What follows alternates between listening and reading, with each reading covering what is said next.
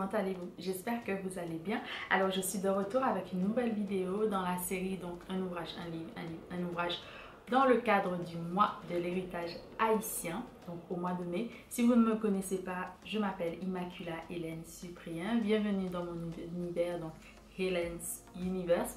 Ici, on parle de littérature principalement, donc à travers des vlogs lorsque je vais à des festivals, des rencontres, etc. On parle beaucoup de littérature en général, mais on parle aussi de littérature donc afro-caribéenne, donc afro, tout ce qui est afro-descendant de l'Afrique, afro-américain, etc. Et j'ai voulu mettre aussi la Caraïbe parce que c'est un lieu qu'on oublie un peu. Voilà, et parce que je viens de là également, parce que je viens de deux îles, Guadeloupe et Haïti. Et on parle beaucoup d'Haïti et de la littérature haïtienne parce que c'est la littérature que je souhaite mettre avant tout en avant et que j'aime beaucoup lire, que je pense qu'il devrait être reconnu davantage. Voilà, aujourd'hui j'ai décidé de vous présenter donc Manhattan Blues de Jean-Claude Charles, qui est un ouvrage comme ceci, qui est donc aux éditions Mémoire de Crier. Ici on a la collection Legba, c'est la collection poche où on a certains ouvrages qui sont présentés.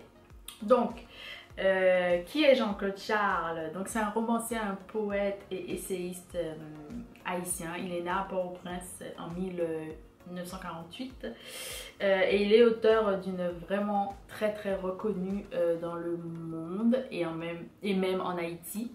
Et il est édité principalement chez Mémoire d'en Crier, notamment les ouvrages qu'on ne retrouvait plus comme Manhattan Blues et un autre que je vais vous présenter. Donc restez connectés pour voir ça et abonnez-vous surtout.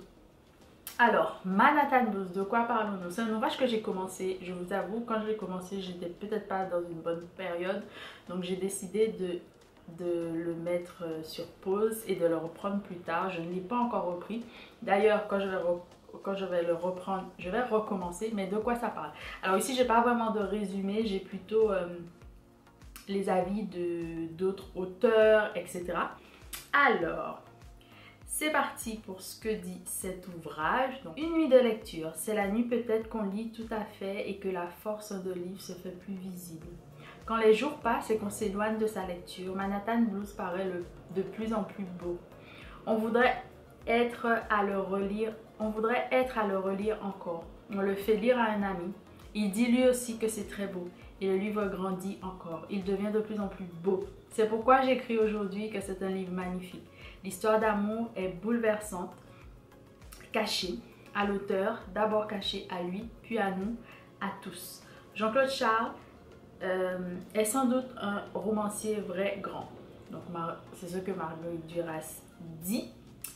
Et puis on a aussi ce que dit Dany Laferrière. C'est drôle, émouvant et ça vibre au rythme de ces années 1980 où Basquiat a surgi alors que Madonna débutait dans une boîte du village. On lira Manhattan Blues, le roman d'amour que Spike Lee et Woody Allen auraient dû réaliser ensemble.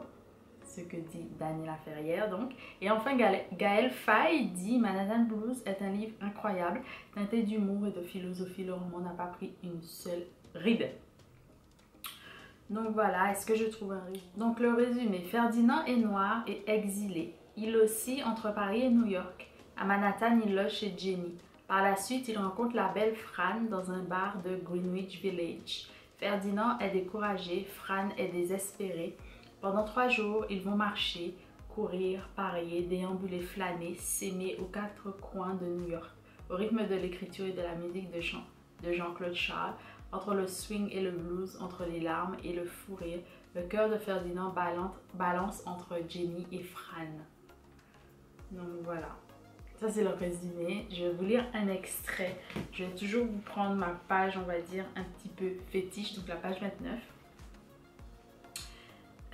C'est de là que, du 48e et dernier étage en activité, les 49e et 50e étages étant investis par la lourde infrastructure des machines, sur le chantier d'un nouveau bureau d'une société, dans ce gratte-ciel dont le profil évoque vaguement de loin la tour Eiffel, à l'époque de je ne sais quelle francophile inconsciente de plusieurs architectes new-yorkais, il s'était mis à construire pas mal d'immeubles dans ce goût-là.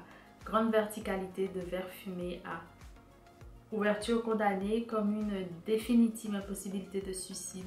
J'eus le privilège, si j'ose dire, d'assister à l'une des premières manifestations américaines de protestation contre l'assassinat au Chili du président socialiste Salvador Allende.